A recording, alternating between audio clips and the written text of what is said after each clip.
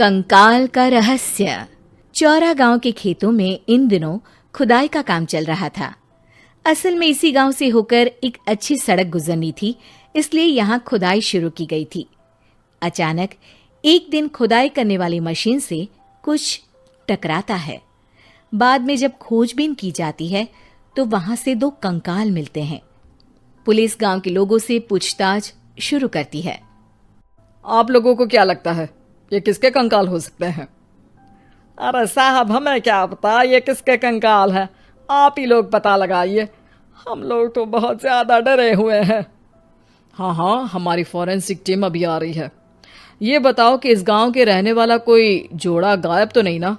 क्योंकि शुरुआती जांच में तो ये बात सामने आ रही है कि एक कंकाल किसी पुरुष का है तो एक किसी महिला का।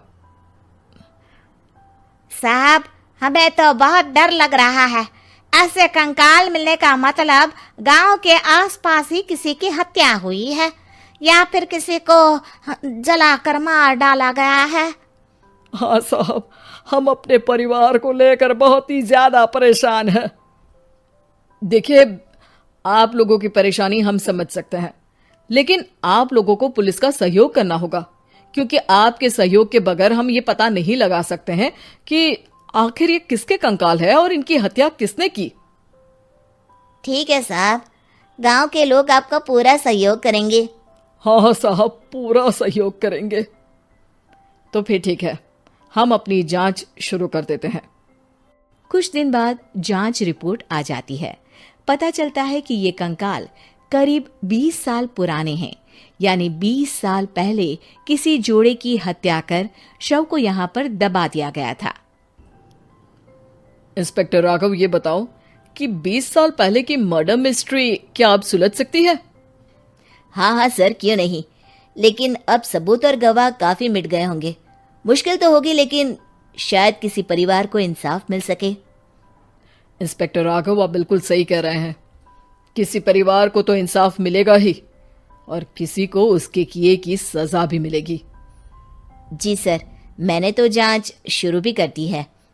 20 साल पहले इस गांव के 2 जोड़े अचानक कहीं गायब हो गए थे।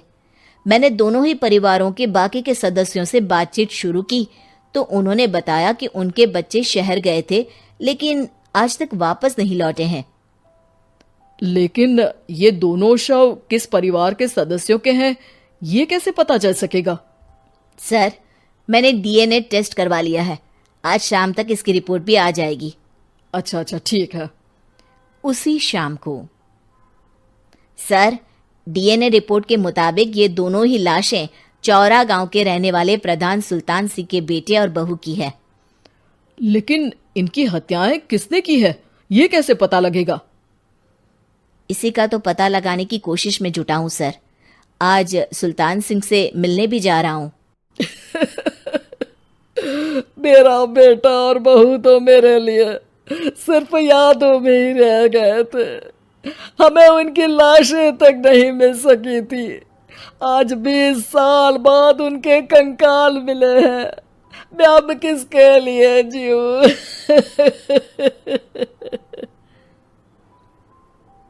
लेकिन सर, क्या आपकी किसी से कोई दुश्मनी थी?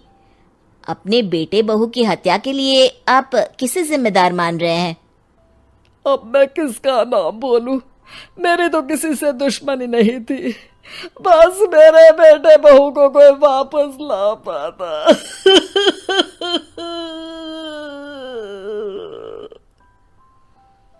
इसके बाद सुल्तान सिंह फूट फूट कर रोना शुरू कर देते हैं। सर, अब आप इनका अंतिम संस्कार करवा सकते हैं। कम से कम इनका शरीर ना सही, इनका कंकाल तो आपको मिला है। लेकिन हाँ, अगर आपको कुछ भी याद आए तो जरूर बताइएगा। मेरी तो बेटा अब उम्र हो गई है, लेकिन मेरे बेटे और बहू के हत्यारों का जरूर पता लगाइएगा, क्योंकि जब तक हत्यारे पकड़े नहीं जाएंगे मेरा मन नहीं मानेगा। सर, हमारी पूरी कोशिश रहेगी हत्यारे को पकड़ने की।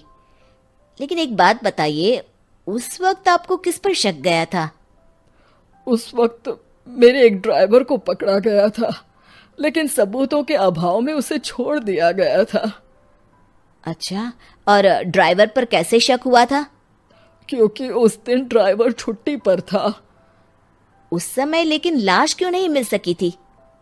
उस वक्त पुलिस ने बहुत कोशिश की थी, लेकिन दोनों की डेड बॉडी नहीं मिल सकी थी। ठीक है, हमारी तफ्तीश चल रही है, मैं फिर आऊंगा। इसके बाद इंस्पेक्टर वहां से चला जाता है और सुल्तान सिंह अपने बेटे और बहू की याद में खो जाते हैं। कुछ दिन बाद सुल्तान सर, एक बात बताइए, जब आपके बेटे बहू की हत्या हुई थी, उसी के आसपास आपके ही गांव का रहने वाला एक और जोड़ा उसी वक्त गायब हो गया था ना? हाँ सर, अलका और अभिषेक, वो भी मेरे बच्चों जैसे ही थे। तो फिर वो कहाँ है? उनका भी आज तक पता नहीं चल सका, लेकिन बताते हैं कि कुछ साल पहले अभिषेक को गांव के ही किसी आदमी ने मुंबई में देखा था, लेकिन फिर वो गायब हो गया। यानी अभिषेक और अलका की हत्या नहीं हुई थी, बल्कि उन्होंने किसी वजह से खुद ही गांव छोड़ दिया था। हाँ, हो सकता है, क्योंकि अभिषेक मेरे बेटे संतोष का अच्छा दोस्त था और उसका मेरे घर भी आना जाना लगा रहता था। हो सकता है कि उसने मेरे बेटे और बहू के बारे में सुन लिया हो और ये गांव छोड़ दिया हो सकता है। उनके परिवार का कोई अब नहीं रहता क्या इस गांव में? अब तो कोई नहीं रहता। एक चाचा थे, लेकिन उन्होंने भी अपना पुश्तैनी मकान बेच दिया है। वो भी अब कहीं शहर में ही बस गए हैं। ओह, अभिषेक और अलका के बारे में भी पता लगाना होगा। हो सकता है कि वही इस हत्या के बारे में कुछ बता सके। हो तो सकता है, लेकिन वो बेचारे तो खुद ही वक्त के मारे थे, वो क्या बताएंगे। फिर भी सर, जब केस दोबारा खुला है तो जांच तो करनी ही पड़ेगी, और इस बार तो लाशें भी बरामद हुई है। कुछ दिन तक लगातार तफ्तीश चलती रही। एक दिन थाने से सुल्तान सिंह को फोन आता है। हाँ, कौन बोल रहा है? सर, मैं कांस्टेबल तुलाराम बोल रहा हूँ थाने से। आपको थाने आना पड़ेगा। थाने? लेकिन क्यों? सर, किसी की पहचान करवानी है। अच्छा ठीक है, मैं दोपहर तक पहुंचता हूँ।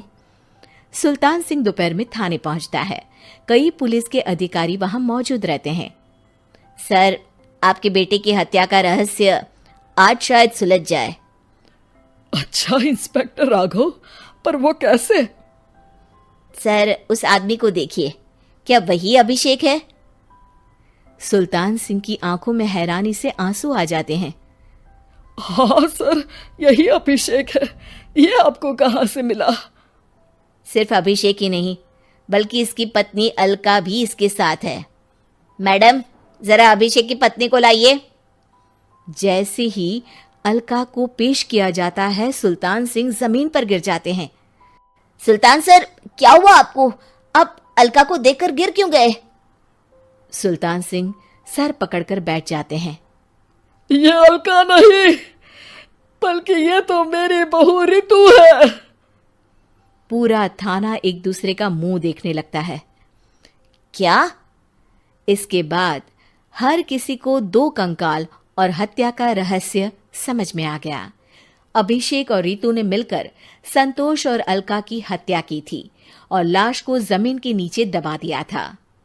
आज 20 साल बाद इस हत्या का रहस्य खुल सका था कि अवैध प्रेम संबंध में 2 मासूमों की जान गई थी। Like, comment and subscribe.